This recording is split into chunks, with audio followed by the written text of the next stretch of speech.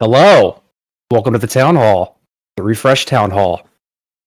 I'm Corey. I'm going to walk you through a few updates. First, we have it's a bit of an IFT announcement. Just to say, Insights team is going to be going through burps, trying to get more detailed definitions of what we're working on, and I guess what performance benchmarks we're aiming after. It's not the funnest language to use, especially if you're learning it on how to describe what you're building with software, but we'll keep trying to work with you to build it. You can see that in the Insights team page. If you go there, scroll down under the H1 2025 IFT presentation links, you can see the definitions of milestones are basically what we have available for how each team has described what they're working on, what they plan on working on, and the status of that. On the right, you can see FERPs links. So like how we're then transforming those into a set of requirements, functional and non-functional requirements. So if you're interested, go see those. They're an ongoing work in progress, but yeah, check it out.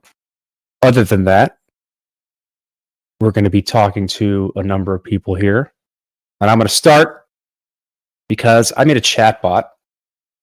And I did this for a very specific reason. So if you go to ask.free.technology, you didn't see my message in the Logos Discord or anywhere else, you can start asking a chatbot, quote unquote, anything about the IFT. Now, a few disclaimers here.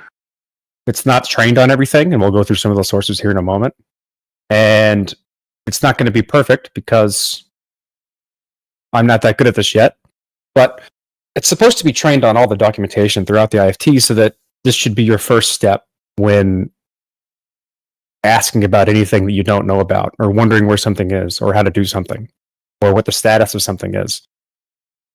And that way, the idea here is, if I get the chatbot right, that in the event that something's wrong, the answer will always be fix the documentation. And I think that's a very important kind of thing to try and reinforce, is that whenever something is wrong in an asynchronous organization, that means the documentation is wrong. So if we're able to kind of build a chatbot that gives you all the information because our documentation is really good, we're saving people a lot of time, and we're making sure that everything that needs to be accessed is accessible and up to date. So a few different benefits to having something like this, and it's kind of fun. So you can play around with it, ask questions, see what you can do. Try to break it. When you do, either tell me, but more ideally, you go to the repo where I describe all of this and submit an issue. This kind of describes how it's built, based off retrieval augmented generation chatbot. And specifically, the way I do the RAG is called contextual retrieval, where I add context to each chunk. Gives it a lot better accuracy. So there's an architecture behind it which does innate. So if you look at each individual source, so if I look at this is all innate, which is an automation platform we use. Each of these is like a workflow, and each of these workflows, if I look at the VAC roadmap, what it does is ingest Git. It pulls in the roadmap website, which is VAC-P2P/roadmap in GitHub. It pulls these things, reads them, gets specific types of properties from each of these files. It's all markdown, so it's easy to parse. And it loops over these things and uses AI to pull out specific types of things from each document and adds them as properties. It then creates chunks from those documents. And then what it does is it generates a context within each chunk. Say it pulls in a chunk, and then it inserts that into the total document. It says, describe what this chunk is in reference to this document. This is what context retrieval does. And then it makes what's called sparse vectors and uploads them to a vector database in a specific way. So now we have one of these, and eventually this will all be automated such that it's updating the source whenever the source gets updated automatically. We have one of these things for a bunch of different sources. If we go back to the website, go to sources, you can see all the things I plan to do and all the things that are currently ingested, right? And this website or this repo is also ingested, so you can ask the bot, "What are you currently trained on?" Hopefully, that works. So on the other side of this is this front end. So what are you trained on? You ask it, it'll tell you things. If it doesn't tell you something good, ask it more specific. So like say, use this source to get your information. If that doesn't work, tell me about it. It's an issue. We'll make it better, right?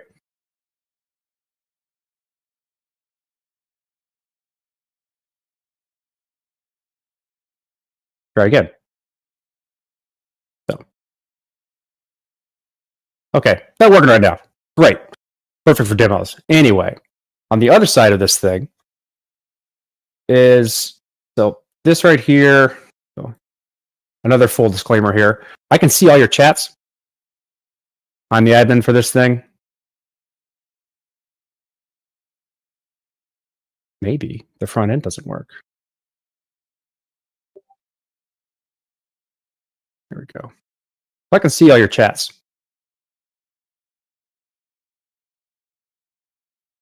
That being said, so keep that in mind. Privacy warning there. And I use this to figure out what people are asking, what's going wrong, and try to fix it. But if you look at the settings, I can change the models. There's a function here that basically pipes this front end into this other workflow within InnoDin, which receives a message from webhook and then does the opposite, right? It uses an AI agent to answer you by retrieving the appropriate chunks with your response and then redoing that through an LLM to give you an answer. So the idea here is that we make a big old RAG database that has all the information about what we're doing, and we make it such that when you ask a question, it knows how to retrieve the right context and then answer you appropriately. That's how it works. That's the idea behind it. So please go have fun with it, go play with it, go break it, tell me what sources I should be adding, etc.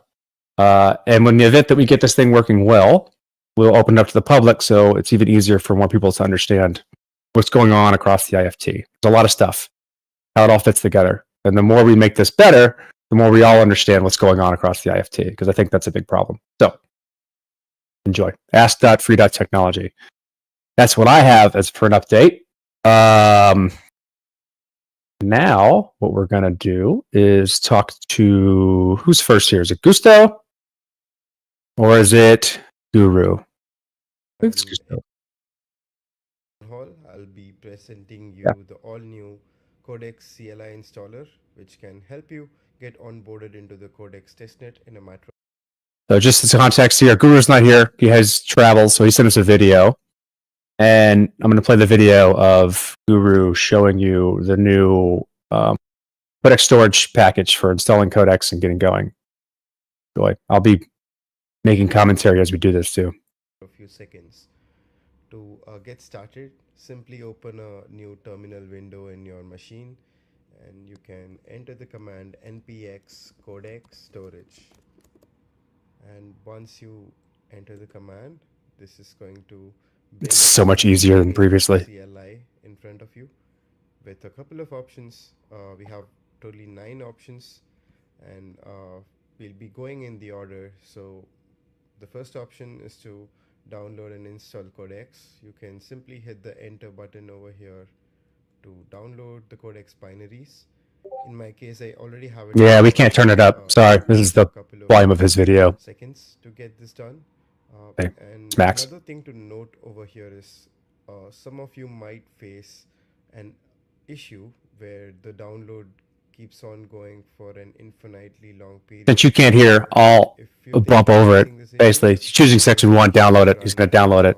The npx Well, small too, so it downloads the latest binary, tells you which one it gets. Installed into your bin folder, which typically has access restrictions. So you need to. You clearly need Node. Some sort of Take greater than escalation to your which version, newer version of Node, because you need npx to do this. That should get your Codex binaries installed on your machine. And the second step is to go back and run the Codex CLI, the Codex node, which is option 2. So hit enter on option 2, and you're going to be prompted with a couple of questions. Like the first one is going to be the discovery port, which by default is 8090. You can also customize it if you want, but yeah, let's go ahead with the default option. And similarly, the listening port, which is 8070 in this case. So I'm hitting enter, and after this you will have a prompt saying codex node is running, and you'll have to keep this terminal open for the node to stay running. If you're going to close this specific terminal, the node is going to automatically quit. So yeah, that's pretty much about how the terminal works. But you also can optionally provide your ERC20 address to couple your node with a ERC20 wallet address, so that you can be uh, in further incentivization plans and stuff. So in my case, I'm just going to skip because I already have it coupled with my node. So once you provide all these information, you'll be getting a prompt saying we are logging some of your node's public data to improve the codex experience, and that's exactly what happens when you're using the CLI. The CLI automatically sends the debug information to us, which we dump it in a DB, and we have a nice looking metrics dashboard over here, which shows all different kind of metrics based on the number of people who use the codex CLI.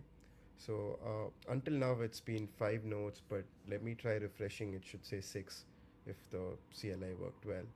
Yeah, so we can see that we have 6 active nodes today, and the last updated one was a minute ago at 11:17.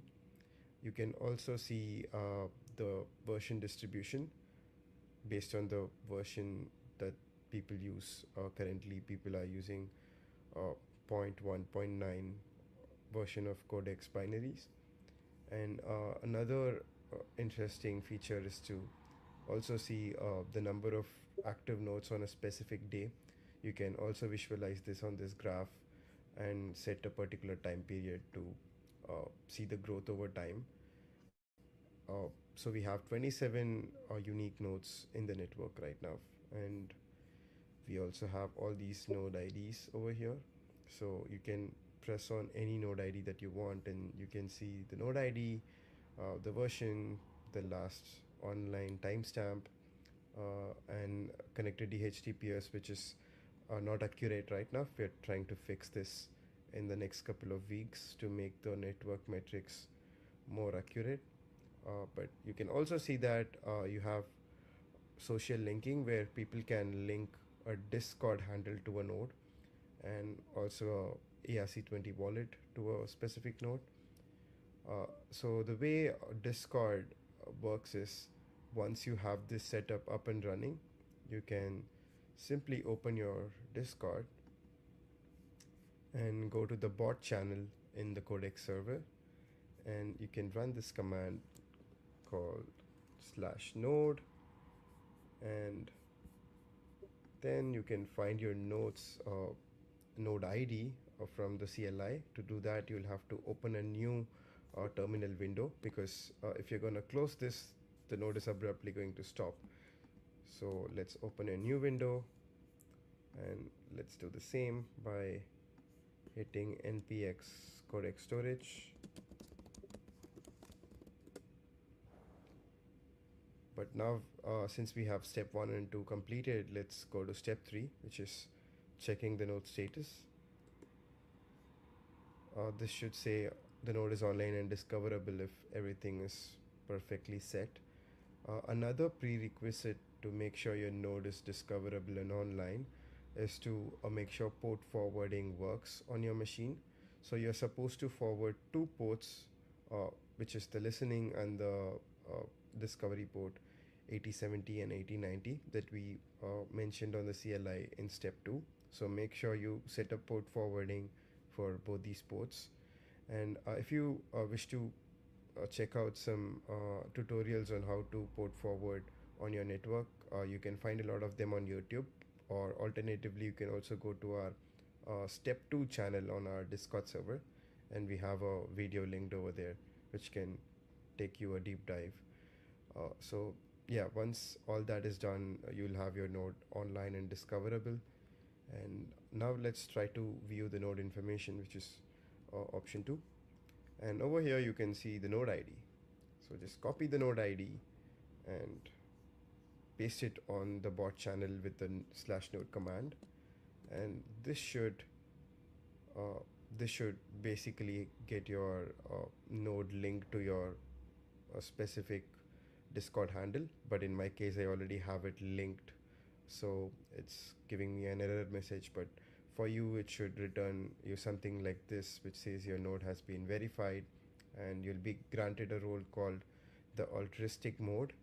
And on top of the role, you will also get another role, which is active participant role. So if you interact with the Codex network testnet at least once in a week, you'll have an active participant role. And if you are inactive for, let's say, 7 days, you will lose your active participant role and you'll get an inactive participant role. And you'll get an active participant role once you start interacting with the network again. So this just makes sure that we have uh, specialized channels to communicate with active participants in the network. So yeah, that's pretty much about the Discord side of things. And you definitely have a lot more to do in terms of the CLI. You can update your wallet address, view connected peers, and all these things. But let's go back to the main menu and see the next options. So option 4 is to upload a file using the command line, and similarly we can also download a file using the command line using option 5. And you can view the history of uploads and downloads by showing the local data on option 6. And you can also uninstall the Codex node in a matter of a second by hitting the 7th option, which is uninstalling Codex node. And finally, if you have any feedback, you can submit it through the form linked on option 8, submit feedback. But this form is not ready as of now. So if you have any feedback, just post them publicly on the Codex Discord server so that all the code contributors can be aware about it.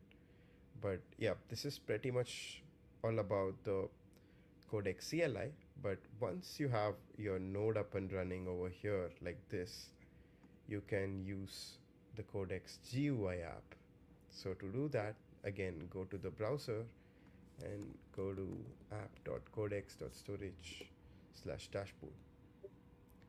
So once you go here, you can use this nice looking dashboard, which is definitely a lot more intuitive than CLI.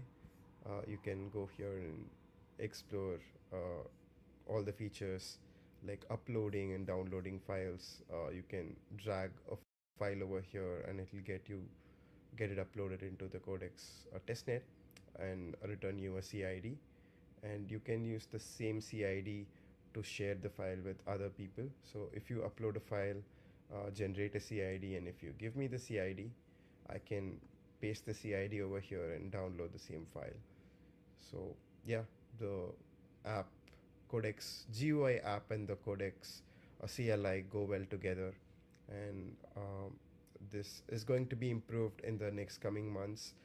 We are still figuring out a lot of things with the CLI in terms of making the network metrics more accurate, as I mentioned before. We are also building a crawler which can uh, crawl the whole network and get accurate statistics on the number of nodes on a specific day. So, yeah, uh, definitely drop some feedback if you have any. It's going to be super useful for us because we have a lot of activations coming up in the next coming conferences in ETH Denver and all the upcoming conferences. So we also have a special campaign coming out. So keep your eyes tuned on the Codex Twitter handle. Make sure to follow us if you haven't already. We have something cool coming up in the next coming weeks. But yeah, that's pretty much it from me in today's demo. and I look forward to demo a lot more things in the upcoming town halls. See you. I'd recommend turning your volume down now. 3, 2, 1. All right. Thank you, previous guru, telling us about codec storage. We'll definitely try and make sure we get better volumes. If someone sends a video later on down the line, it's going to be annoying for anybody watching later. As I'm watching the chatbot, we're seeing a bunch of overloads. I can just show you here. On the left side here, I'm watching the executions, and each of these is an error that gives an overload, basically. So thank you for that. You're already telling me good things about how much we can handle at one time, and I'll start looking at how to scale that out. And up next, oh yeah, we had a couple questions here. So Mariana, the nodes are in which blockchain are they running in Nomos? Since this is the testnet, they're running on, I think, a private deployment. The goal, if I'm not mistaken, within Codex is to run on Status Network, which is a Linea-based blockchain, or L2. As we flesh out the details of the Status Network, that'll then alter what their ideas are on how to deploy Codex. But for now, it's a private network for the testnet. I don't see any other questions that are useful for answering now. So let's jump on to Gusto to talk about some Nomos demos. Hey, how are you? I'm Gusto from Nomos team, and today I'll give you a quick overview of Nomos Tracing Crate and how we use it in our testnet and local integration tests. So Nomos Tracing Crate can be found in Nomos Node repository, and it basically has convenience methods to create different kind of layers for Tokyo tracing subscriber. So a quick look at how a layer is created. Here we pass a custom low-key config, and we get a reusable and composable layer for Tokyo tracing subscriber. When we have all these layers defined and constructed, we are able to compose it. In case of Nomos node, we allow either a user to construct it and define it. Hey, real quick, Gusto, Yeah. we don't have your presentation here. Can you re-present it? It's not showing on screen. And I put the link in the chat if anyone's interested in checking out where this is.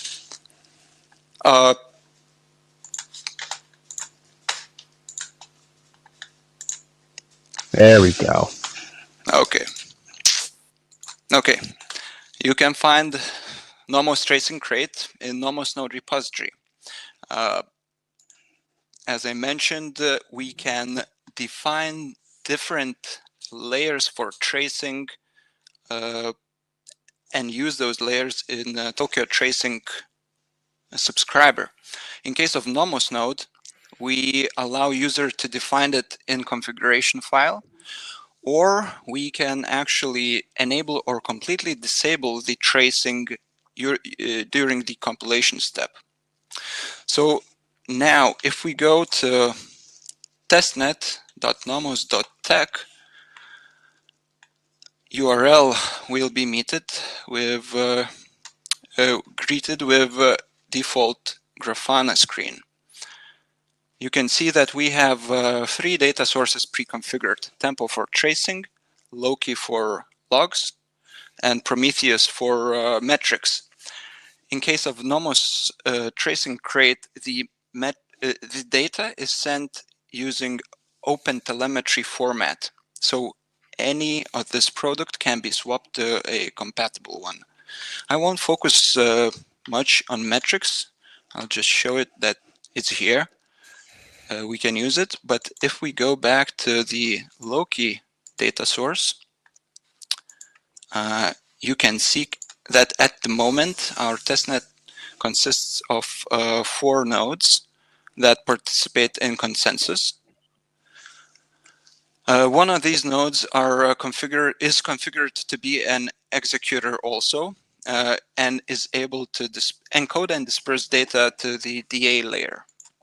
So when we are debugging remote machines, we, of course, usually focus on errors. We can inspect that.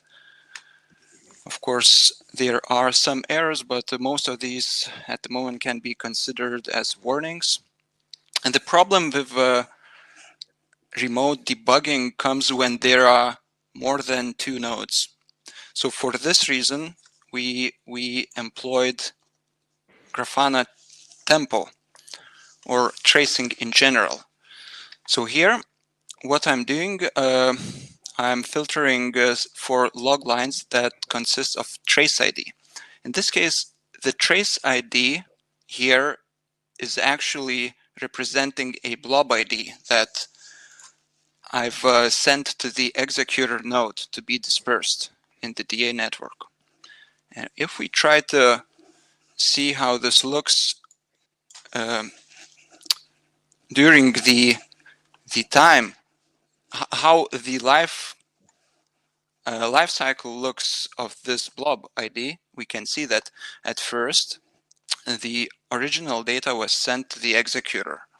Then this executor encoded and dispersed data among the DA participants. After disseminating the data, the blob ID was sent to the mempool, where leader picked that blob ID from and tried sampling it. After successful sampling, the blob ID was included in the block. So this way of tracing can be used with any sequence of bytes. For example, in the future, we might want to debug transaction IDs or some arbitrary request that goes through the network.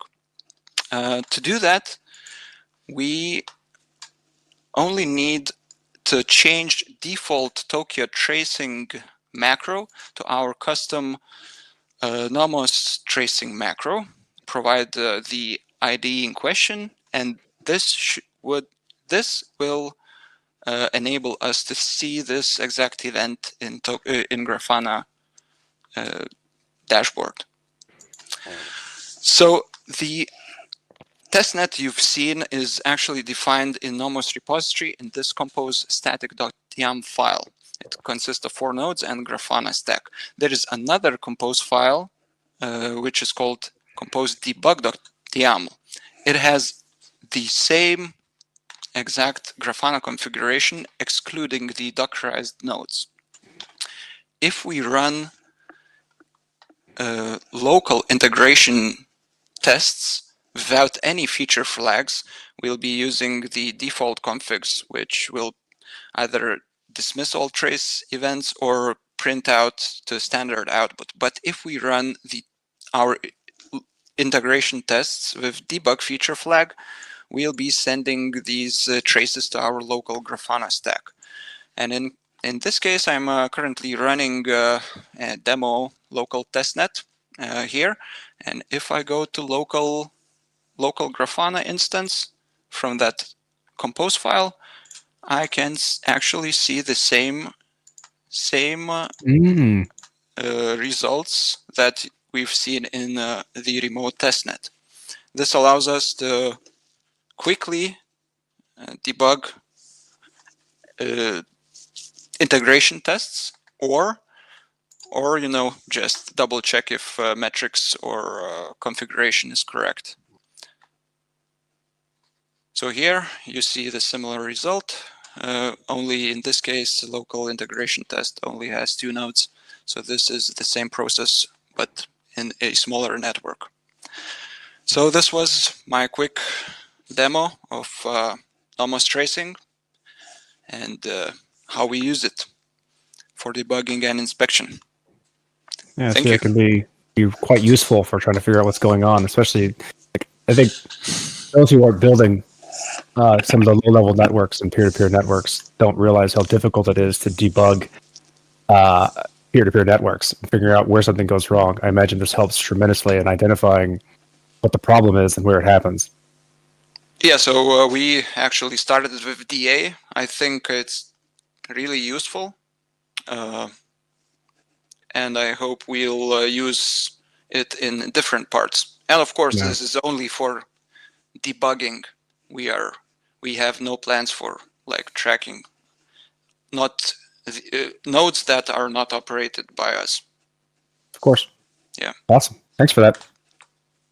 Where do people go if they'd like to learn more about this outside of the URLs you've given? So all the info will eventually be in Nomos node repository. And of course, everybody is welcome in Nomos Discord to ask questions. If there's some data information missing in the README, ask there. We'll chat about it. The good thing about this is that the crates in Nomos node repository can be used, independently. We try to make them reusable as much as possible. All right, guys. To learn more, go there, ask questions, break it, make it better. Thanks, Gusto. Thank you. Bye. All right. I guess real quick, if you're still around, Leonard wants to know how could this be used in other projects. We don't have too much time. We have 2 more presentations to get through. So real quick, do you have an answer for that? There are 2 samples. One is in Nomos CLI, another is in Nomos tracing service. It's pretty easy to plug in. You just need to define what layers you want to use, provide the config for those layers, and plug those layers into Tokyo tracing. So basically, you don't need any other dependencies than Nomos tracing crate and Tokyo tracing. And there are examples in Nomos node repository. All right, thanks, Gusto. Up next, we have Philip. Talk about some larger ecosystem changes within the Ethereum community and how that affects the status network. Hello. Yeah, so this presentation is not going to be so technical. I'm going to keep it short. So this is basically the result. I want just to convey a new political direction that happened in the Ethereum space that affects generally rollups. So a few weeks ago, Status Network team was attending a small workshop in Cambridge surrounding the Linea ecosystem. So Linea, the rollup, and everything around Linea. So Status Network is using Linea as a tech stack, ENS as well. So we are this little circle that's sharing a tech, plus Justin Drake from the EF conveying us his idea and simply showing us, hey, this is the direction where EF is going, and if we're able to adapt. So I just want to give you a general overview what this problem is actually, what's the actual problem that they want to solve, general politics now in the space, and the promises that we made from our side. So I won't be getting into what on the technical level, what's happening. Like it's a whole big topic of its own. So yeah, we are in a rollup centric world for almost 5 years now, I guess. No sharding. We successfully offloaded execution to the L2s. Gas is cheaper. Yay. People are talking that ETH is dead. No, not really. So not really. Everybody, all of these rollups, they're extending Ethereum. But what is happening is they are creating their own ecosystems, their own silos, where basically developers, dApps, and users are committing that they are going to be in that ecosystem. So Ethereum is now only fragmented. So fragmented liquidity, fragmented users. Everybody has to pick where they want to go, and that's not the ideal future where we want to head into. So what's the idea? The whole rollup space is now trying to solve how to unify all of this, and there are quite a few approaches. So let's say that the mainstream one still keeps things siloed in their own ecosystems, but they're creating their own SDKs where you can plug into a shared layer, and all of these new networks can talk with each other, but they are still committed to one ecosystem. So there's Polygon Ag layer, there's Optimism Superchain, there's zkSync Elastic Chain, and there's also Linea, which we are part of. So that's, let's say, now currently the biggest way to tackle this, but that's still not ideal. The stuff is still being siloed.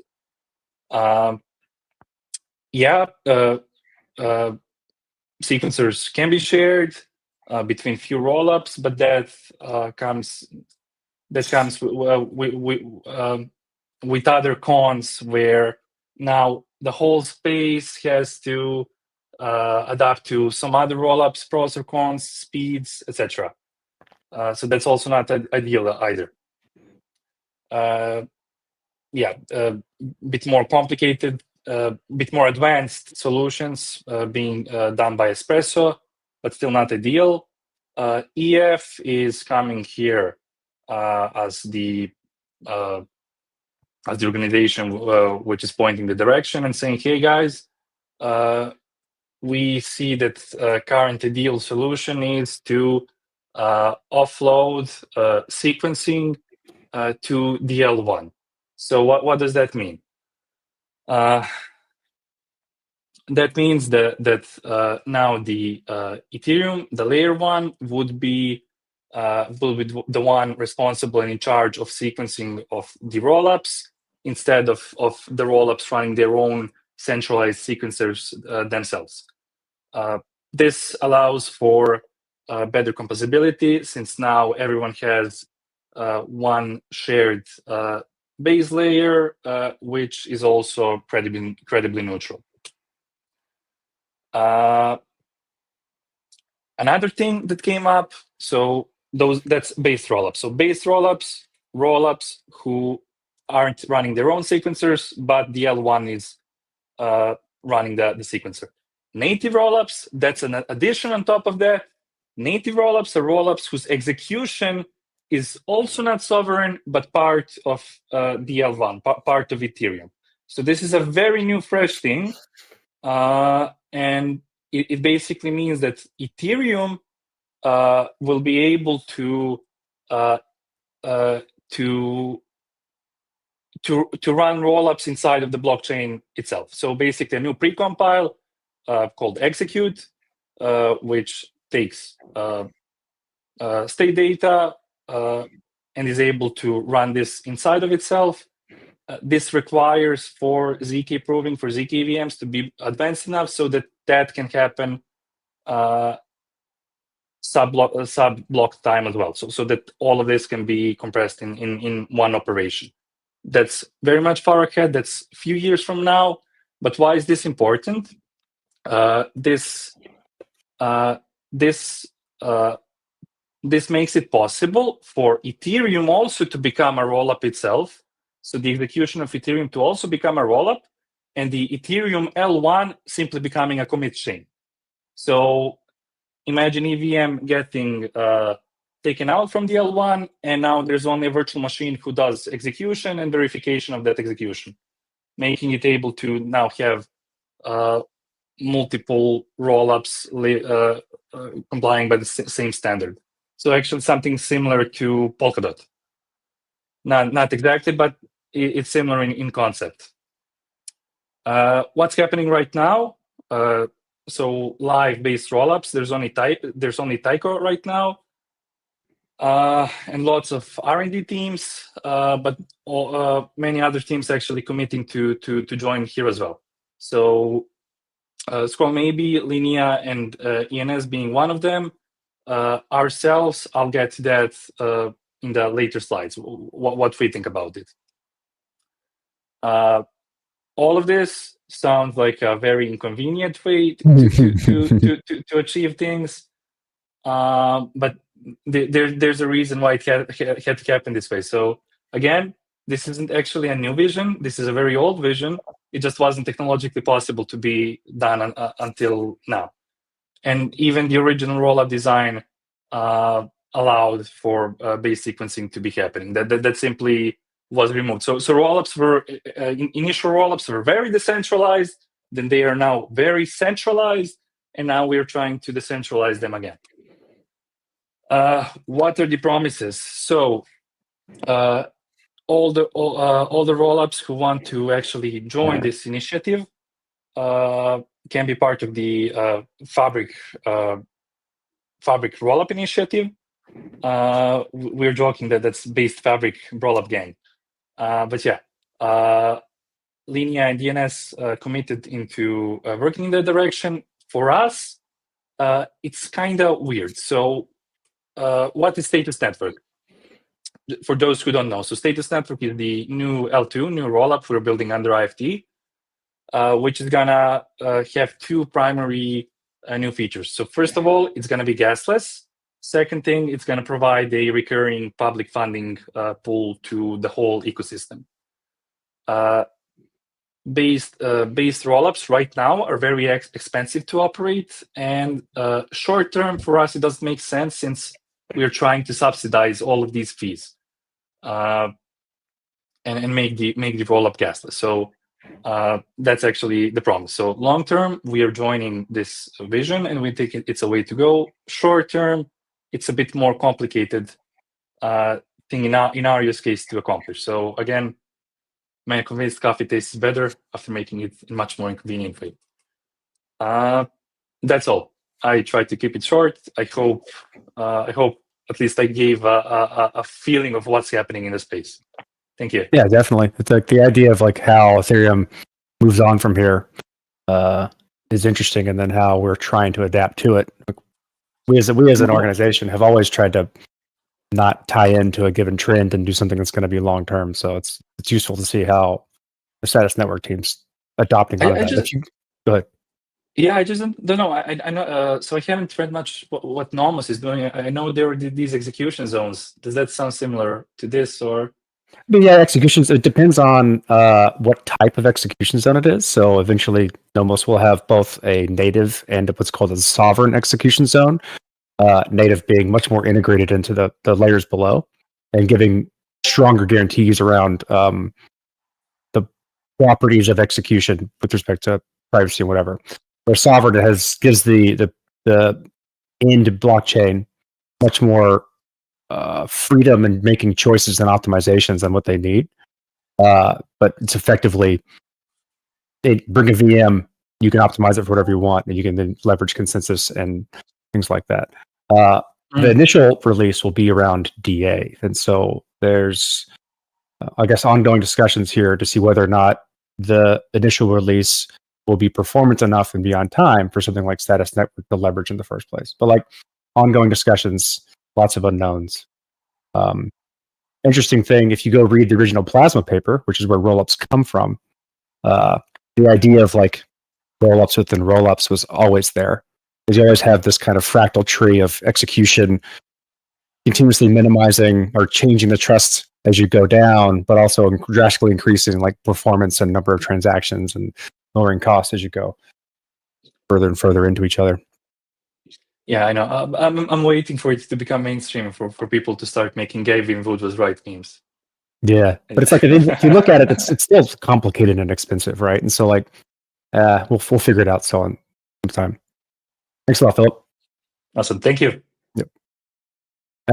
Up next, Andre, talking about status. I'm going to go. Welcome. So, thank you, Corey. In this demo, I will show the new project, Smart Proxy or Ethereum RPC Proxy. So basically, it comes as a replacement for existing RPC proxy, but it goes with some improvements. So basically to make it more reliable and reduce bugs that we should fix by releasing the application. So a little bit more about the problem that we aim to solve. In the current status desktop and status mobile, we performing RPC requests using proxy, actually multiple proxy instances. They just transparently, directly redirect requests from the user to some RPC provider like Infura or Nodefleet, or Grove. And there are multiple problems that can happen. And sometimes provider can respond with incorrect data. So the balance is not 0, but it returns 0. And basically there is no way to check it on the client side. And sometimes there are like rate limits or slow responses, etc. So there were multiple complaints on this. So we decided to write an improved version of RPC proxy that will handle this kind of problems on backend side. Okay, so the smart proxy, basically, it's the same Nginx server, but now it comes with an additional Go agent. Basically, this agent performs periodical checks for all providers. For example, every 30 seconds, it runs the predefined list of test methods to each provider and compares the response to the reference response.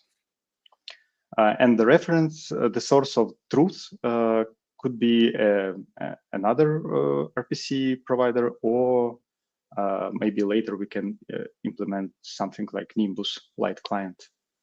So if a provider responds with some errors or too slow or with incorrect data, it's temporarily excluded from the provider list that Nginx server is using. So Nginx is a very simple and plain thing. It just tries to serve a user request by iterating providers one by one. So what was achieved so far? I just created pull requests to status desktop, and status mobile, and status go repositories with the new approach.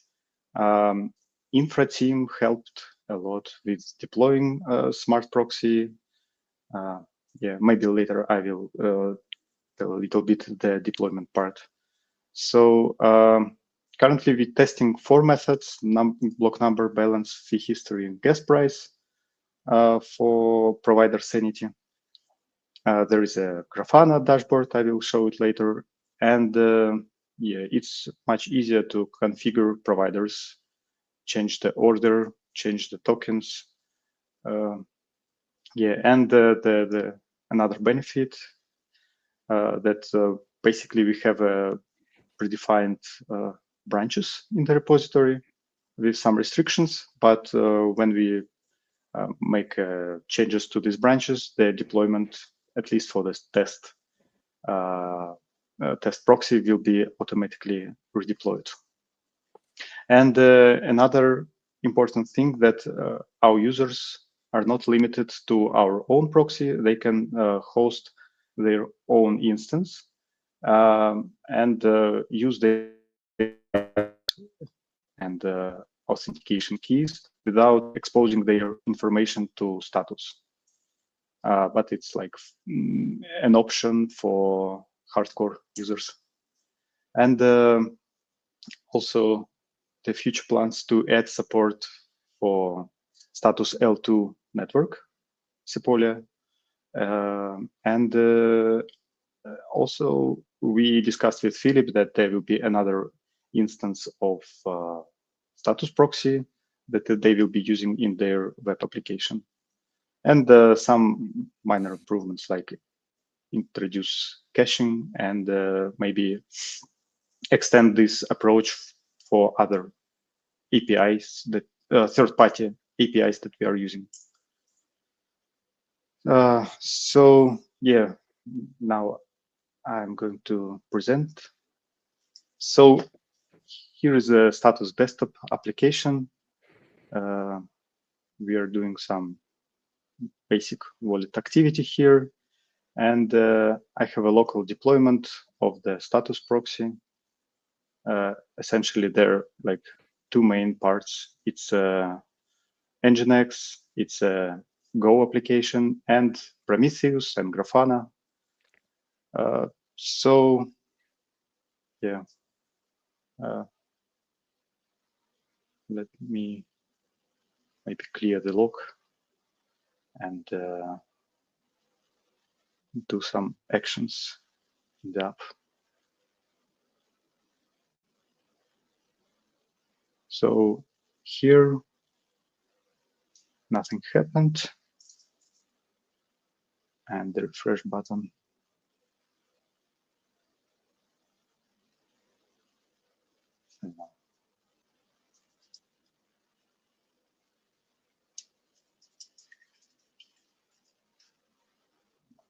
Everything is cached. I should trigger some action.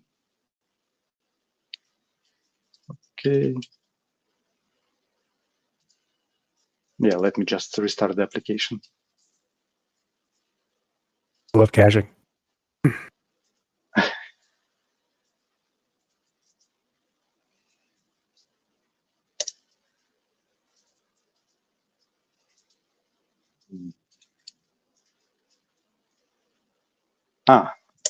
It's from ID. Sorry, forgot.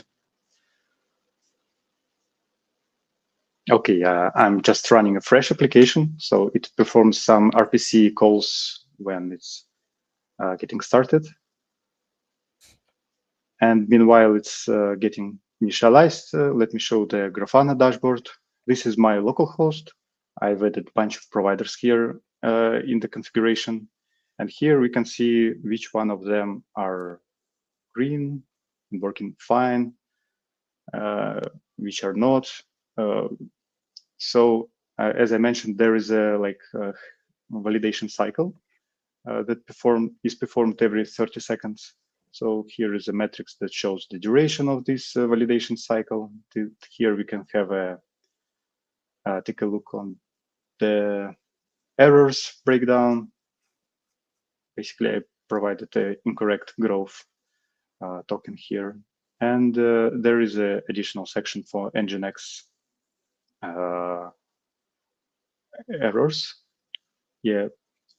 And here is a real Grafana that is deployed on our infra. So yeah, basically, it has a little bit more extended information here. Yeah. So my app. Let me show the logs that basically we are getting.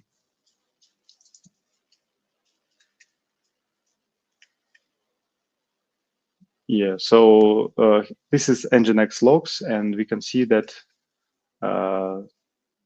since it's a developer version, I'm logging the whole response from RPC provider. And yeah, there are a bunch of requests that were performed through my local proxy. And yeah, I think basically that's it. So yeah, thanks everyone for attention.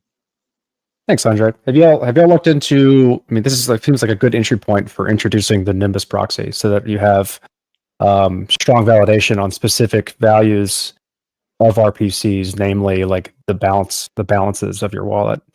So you don't have to trust the RPC endpoints. You have strong validation from the blockchain itself that values are correct when you're getting them. Have you looked into that? That was like a next step. We discussed that we can implement this, but as a first simple solution, we are using just Infure as a reference. Awesome. Great. Thank you. All right, y'all. As you can see, we went all over the place, from chatbots to deep in the weeds of tracing and RPC proxies and so on and so forth. As I've watched throughout this presentation or this town hall, I've seen y'all hammering the chatbot and getting errors. So thank you for that already. You're already breaking things, which gives me something to fix. I don't see any large questions in the chat for me to answer over the last 3 minutes. So thank you for joining us. We'll be doing another in 2 weeks, and I'll be sharing tentative schedules on what we go over beforehand. So thank you.